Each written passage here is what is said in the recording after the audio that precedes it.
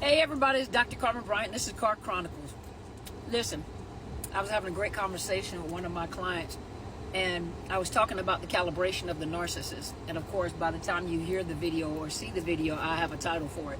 But we were talking about calibration of the narcissist. Oh, by the way, this is Car Chronicles. You guys ready? Let's do it. I got overexcited. Let's do it. As I was saying, I was having a conversation with one of my clients. It was a really great conversation. We were talking about the calibration of the narcissist, right? And I was telling her about the fact that you have to look at the narcissist as a predator. Okay, I know for some of you guys, I can't believe that you would be that insensitive and call the narcissist an animal. Okay, if you look at what they do, they have predatory behavior.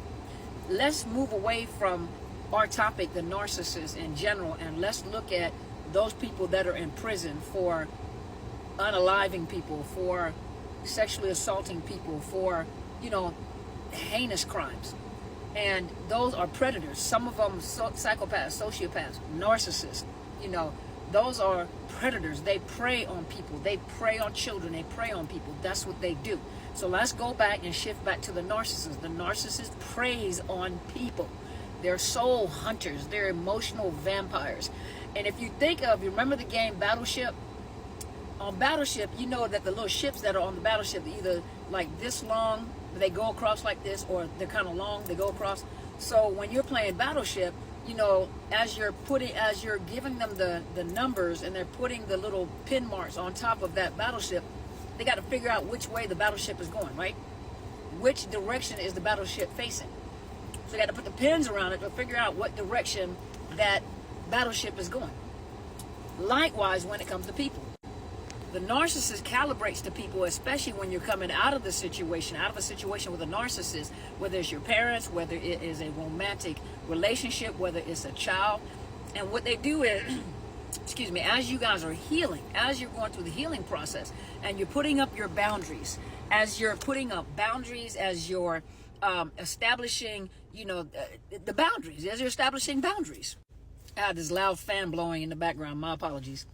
But as I was saying, when you get out of a situationship with a narcissist, whether it's your parents, whether it's the romantic relationship or situationship that you were in, and you start setting up your boundaries, you begin to feel better. You feel empowered. You found your voice. You can speak up for yourself.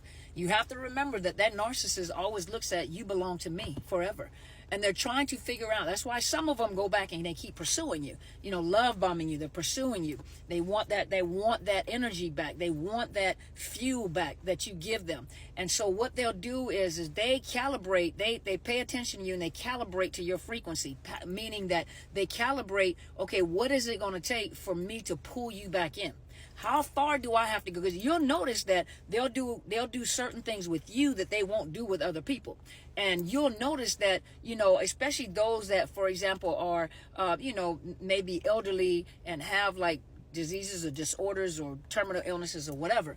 They may be on the brink of a disorder, a disease or something like that, but they make it worse than what it really is. They may have glaucoma in one eye, and so all of a sudden they're just completely blind, but they can see for anybody else. Oh, I see what you're saying. I see. But for you, they're just totally helpless, and so they try to figure out, especially for you empaths that love people or love helping people, you got to be so careful. You got to guard your heart. You cannot absorb. You have to observe, and you cannot absorb. You have to back up because they're trying to pull you back in, and they're trying to figure out your soft spot. They try to figure out where is there still a breach in the system? Where is there still a hole or a weakness that I can stick my finger or my foot in? And so they calibrate to whatever level you're at, meaning that, okay, if I were to threaten to unalive myself, if I were to threaten to run out into traffic, if I'm at my sickest, I can't remember anything, and oh my Lord, then will it press your button to make you come? Some of you have broken down and broken the no contact, or you have put down your boundaries or your guards, and you fell for the okie doke. That's not what the old people say. You fell for the okie doke. Now you're beating yourself up because once again they figured what direction that ship was on the battleship game. They figured out what direction you were pointed. You have to remember, I did a video and they're on YouTube somewhere. I did a video on the narcissist, the predator. and I was talking about their predatory behavior, and I told you guys to go watch the series in the franchise of The Predator and watch the predator's behavior. The predator was a blind predator. He couldn't see, but he looked at people in infrared. So he picked up on body heat. And what the body heat represents for a narcissist is you still being in your emotions. You still giving them reactions. You are red hot because you're still giving out that frequency. You're still giving out those emotions. You're still reacting, and they can pick up on you. Have you ever heard a narcissist say this? And not necessarily you know that that person is a narcissist, but be careful when people say, I'm very sensitive. Now, empaths are very sensitive. Empaths are very, very sensitive to their surroundings, to their environment. They get drained very easily. So empaths get drained very easily. And then you notice, now you may know someone that is a narcissist, but you hear them pick that language up. They say, I'm very sensitive. I'm very sensitive to people around me. I'm very sensitive to my environment. They're very sensitive because they got to keep their skills sharpened. And a narcissist keeps their skills sharpened because of the fact, the way that they keep their skills sharpened is they calibrate to the people around them. They pay attention. A narcissist can pick up on the change of your mood. They can pick up on the change of your language. They can tell when you've been talking to someone. They can tell when you put up boundaries, when it's not that easy to press on you, when it's kind of hard. So they pick up. Yes, they're sensitive to subtle changes. So even a narcissist, most of you guys who have been in these situations know that narcissist can pick up when there are subtle changes. I remember when I changed. I had that epiphany, that revelation, that aha moment. And it wasn't that I was personally afraid of him. What it was is I just didn't want to do the confrontation, the hollering, the screaming, and the embarrassment and all that. So every time I got around him, I would just get anxious because I don't know what this nut was getting ready to do, right? And so I noticed, though, the anxiety kept growing. So every time he came around, he would use that to, bully you. And one day, he came to the house and said he needed to talk to me. And ladies, you know when you don't wash your hair. You ain't got time to go out there with an afro. For those of you that have an afro.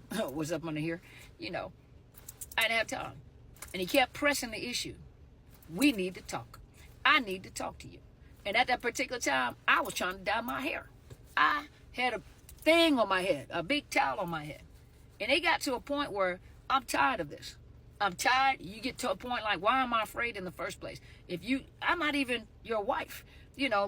What kind of confrontation are we? I'll push you down the steps. Wait, forgive me. But what in the world?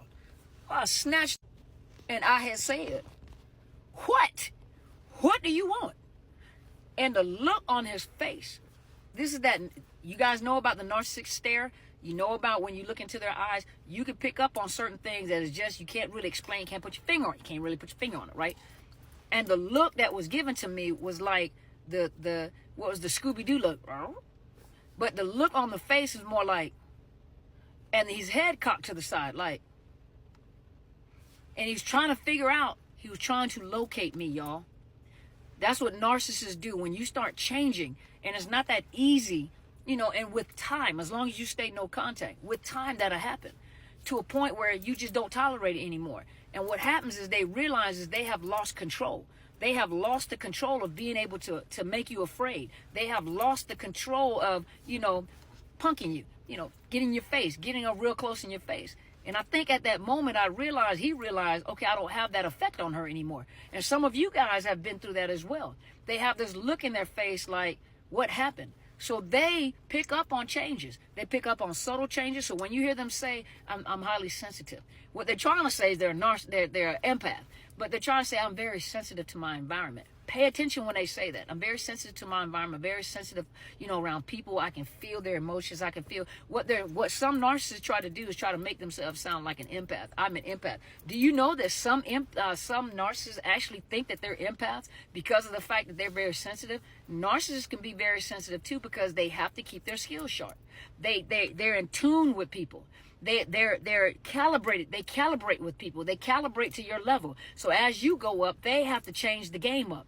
I can't approach her or him the same way that I've been approaching him and her. I got to change the game up so I can get back into the throne of their heart and take control. So narcissists are predators. You have to see them as a predator. They prey on people. That's why no contact is no contact. Gray rocking is gray rocking. Don't forget that.